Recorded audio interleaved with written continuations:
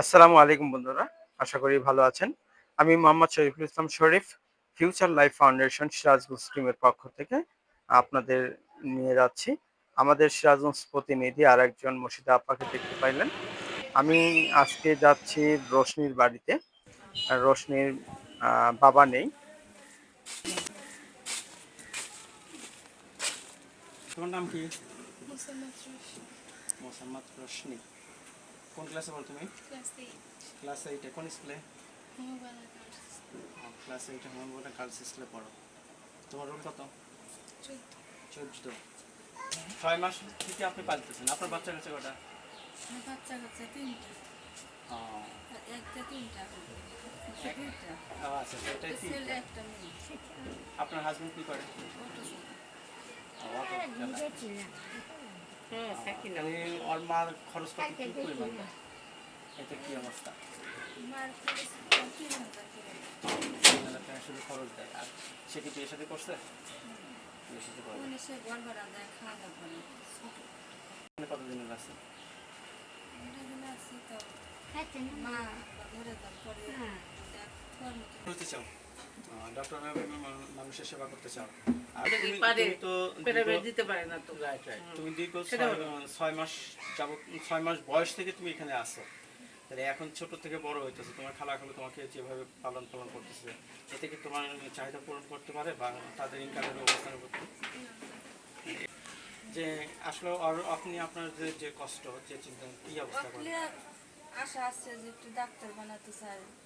এও আশা করে যে আমি বিয়ে শাদীর মধ্যে যাম না, আচ্ছা আচ্ছা আমি একটা ডাক্তার হই, তোমরা যদি পড়াশোনায় খরচ দিতে পারো। কিন্তু আমরা তো অর্থ হইতে পারি না। কি হবে, আমরা তা চালাতে আছে যে কষ্ট করে প্রাইভেট দিতে পারি না, খাতা কলম একটু ঠেকা যায়, বেতন ঠেকা যায়। একটু আপনারা যদি সহযোগিতা করেন তাহলে একটু চালাই করতে করতে। পরিচয়টা? আমি ওর মামি হই। আচ্ছা ও বড় ভাইয়ের ডাক্তার হতে চায়, টাকা পয়সার অভাবে খুবই করছে, অগ্রহতে সহ্য করে তাই মনে করি। আচ্ছা আচ্ছা আপনারা যে সহযোগিতা করতেছেন এটা না সম্ভব হচ্ছে? হইতেছে না। আচ্ছা তুমি কোন ঘরে বসো? এই এই ঘরে। তোমার পড়ার টেবিল কোনটা? ওই যে তোমার পড়ার টেবিল এটা। আসো সামনে আসো। তোমার তোমার পড়ার টেবিল এটা। তোমার চেয়ার কই? বসো বসো বসো। তাহলে এখানে এখানে যে তুমি বসো, এখানে লাইট কই? লাইট তাই এই অন্ধকারে তুমি পড়ো কেমনে? আপনারা থাকেন কোথায়? মা বিটি একসঙ্গে থাকে। আপনার হাজবেন্ড কোথায় থাকে? হাজবেন্ড এই ঢাকায় অটো চালায়।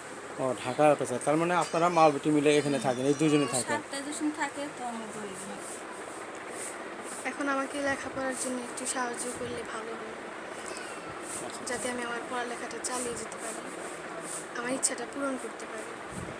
আসসালামাইকুম। আপনি এই যে রোশনি মেয়েটাকে চেনেন? জি। আচ্ছা আচ্ছা। ওর সম্বন্ধে একটু আপনার কী অবস্থা বলেন তো শুনুন। মেয়েটা ভালো, বাবা নেই, তো অসহায় মানুষ। আচ্ছা এটা তো আমাদের তেমন এরাই সব বোন আছে, বনি টুকটাক যায় জীবন চালায়।